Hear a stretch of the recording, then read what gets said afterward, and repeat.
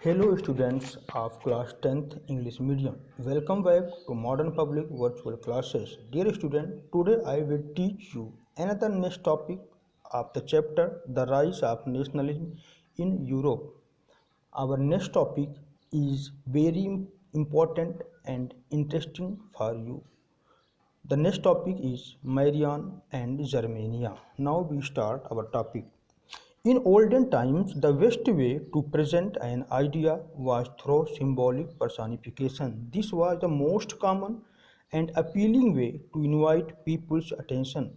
From 1789, females appeared in painting as symbol of liberty and revolution.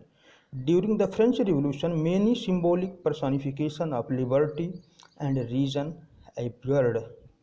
Means olden times में France में या Europe continent के अन्य देशों में अपने विचारों को प्रतीक चिन्हों के मानवीकरण द्वारा व्यक्त करना सबसे अच्छा तरीका माना जाता था और यह सबसे अधिक प्रचलित और आकर्षक तरीका भी था लोगों को अपनी ओर अट्रैक्ट करने का, आकर्षित करने का।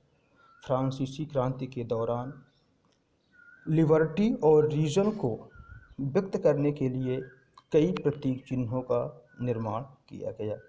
इन्हीं प्रतीक चिन्हों को आज हम स्टडी करेंगे इस टॉपिक में। Now next, Marianne was the female figure invented by artists in the 19th century to represent the French nation. Her characteristics were drawn from those of liberty and the republic: the red cap, the tricolor, the cockade. तो फ्रांसीसी क्रांति के दौरान Marianne एक साधारण सी महिला के figure को, उसकी मूर्ति को का निर्माण वहाँ के कलाकारों द्वारा 19वीं सेंचुरी में किया गया। फ्रांस की एकता की राष्ट्रीय प्रतीक चिन्ह के रूप में उसका कैरेक्टरिस्टिक्स इस प्रकार बनाया गया कि उसके मूर्ति को देख करके लोगों के मन में लिबर्टी और रिपब्लिक की भावना अपने आप आ जाए। उसको रेड कैप, ट्री कलर और कॉकेट के द्वारा सुसज्जित किया गया। Cockade is a types of ornaments that usually worn on the head. Means cockade एक प्रकार का ऑर्नामेंट था जिसको हैट में या कैप में लोग लगाते थे। Now statues Marianne were erected in public places to remind the public of the national symbol of unity and to persuade them to identify with it. Marianne image were marked on coins and stamps. तो Marianne के statue को public place पे जगह जगह पर देश की एकता के प्रतीक चिन्ह के रूप में चौराहों पर, अन्य जगहों पर लगाया गया ताकि लोगों को विश्वास दिलाया जा सके और उन्हें देश की एकता को, राष्ट्रवाद को की याद दिलाई जा सके।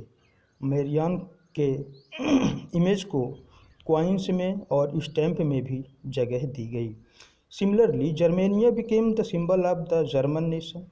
This work was done by the artist Philipp Witt. He depicted Germania as a female figure standing against a background where beams of sunlight shone through the tricolor fabric of the national flag. Germania was wearing a crown of oak leaves as the German oak stands for heroism. इसी प्रकार Germany में भी एक प्रतीक चिन्ह बनाया गया जिसका नाम जर्मेनिया दिया गया और यह वर्क वहाँ के कलाकार आर्टिस्ट फिलिप वेट ने किया था। उन्होंने एक महिला को सनलाइट की बीम की तरह ट्री कलर, मतलब वहाँ का जो फ्लैग था, तिरंगा झंडा, नेशनल फ्लैग के अब अगेंस्ट में स्टैंड किया, खड़ा किया और जो जर्मेनिया का जो स्टैचू था वो ओक लीफ से, मतलब बलूत वृक्ष के पत्ते से बना हुआ क्राउन धारण करती थी जो कि जर्मन के वीरता का प्रतीक था। Thank you.